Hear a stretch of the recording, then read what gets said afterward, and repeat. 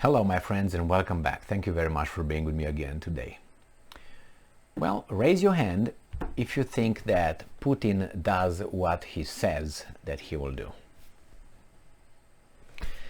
I watched this guy for some time and he does what he says he will do. So he has a consistent way of doing things if we said something. So he follows through with whatever he says. And I really think that his latest statements and warnings, threats, however you want to call them, will be turned into action as soon as the West makes the move. And the move in this case is price caps. This article comes from oilprice.com from September 7, 2022. Putin threatens complete energy cutoff to West if price caps are imposed. Do you think he will do that? Raise your hand. All right, I think that's 100% what's going to happen. Russia will stop supplying all energy products to Europe if the European Union and its Western allies impose price caps on Russian oil and natural gas. Russian President Vladimir Putin said on Wednesday, "There are contractual obligations," he said, contractual obligations. Will there be any political-driven decisions that can contradict contracts? Yes, we just won't fulfill them. We will not supply anything at all if it contradicts our interest. So, let me read that again. There are contractual obligations. Will there be any political-driven decisions that contradict contracts? Yes, we just won't fulfill them. We will not supply anything at all if it contradicts our interest, end quote. Putin said at an economic forum in Russia's Far East city of Vladivostok. And I'm quoting again. We will not supply gas, oil, coal, heating oil. We will not supply anything, end quote. Putin added. The planned price caps on Russian oil and gas exports is yet another quote-unquote stupidity, the Russian president said, adding that Europe has made quote-unquote stupid decisions and is now trying to figure out how to get away from them. I think that's 100% certain. You impose sanctions on Russia without thinking ahead. What do you think Russia is going to do to you? Do you think this is Iraq or what? Yugoslavia or what? Syria? Libya with 4 million people, or Afghanistan? Even with Afghanistan, they went back with the tail between their legs. Last week, the G7 group of the most industrialized nations agreed to finalize and implement a price cap of Russian oil, aiming to reduce Vladimir Putin's oil reserves for his war chest. Well, unfortunately for you guys, you don't understand that Putin has about 90% approval rating in his country.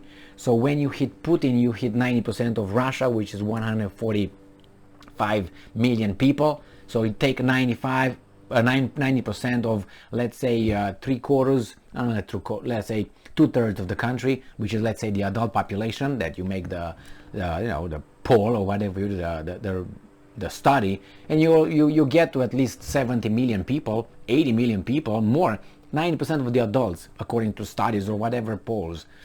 It's unbelievable.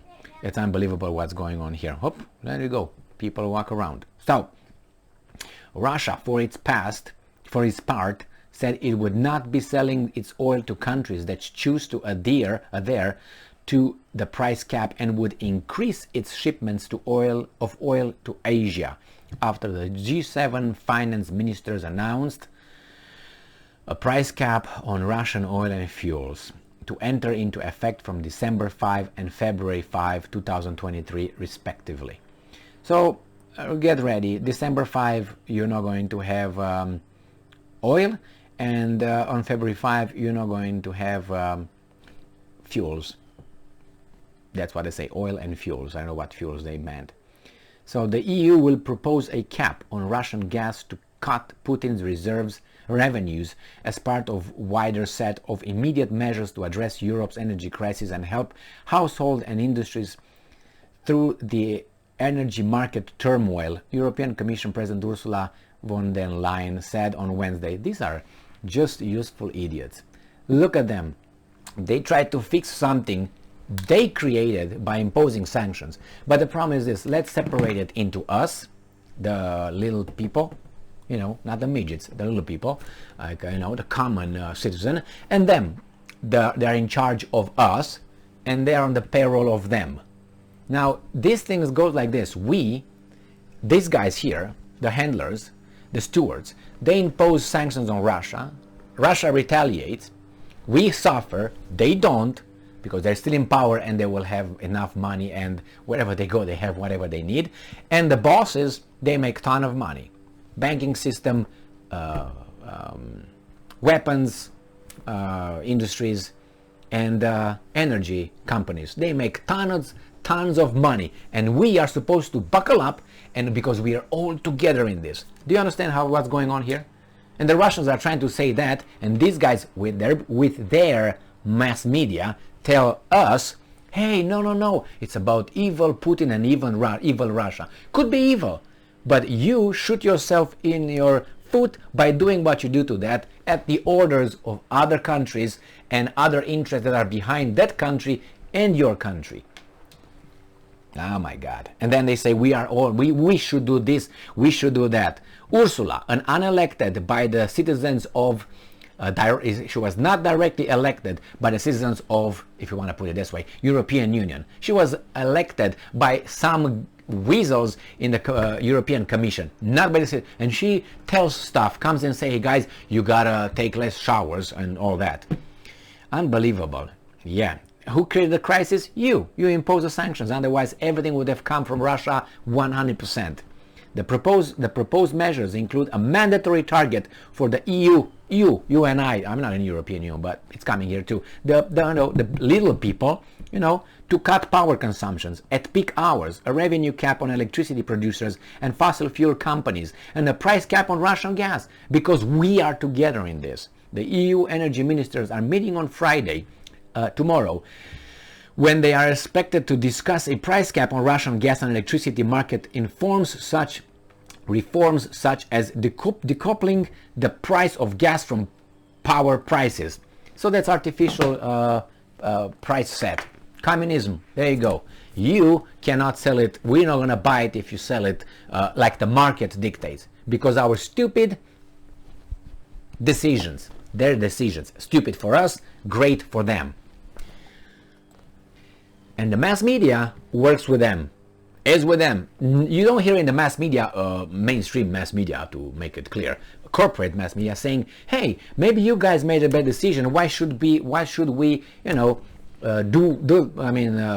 a worse standard of living because you decided to impose that on us, and then somehow we're together. We're not together in this one.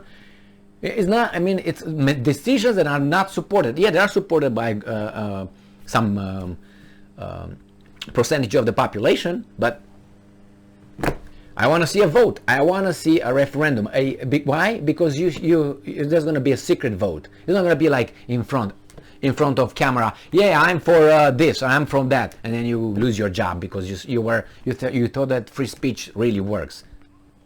It's unbelievable, guys, unbelievable. So impose that cap, and Putin, I guarantee you, he's gonna turn that wheel with Lavrov and Peskov all together, gonna be around the wheel. Turn it off, and yet gas for you. And I want to see you this winter, and no electricity, and no.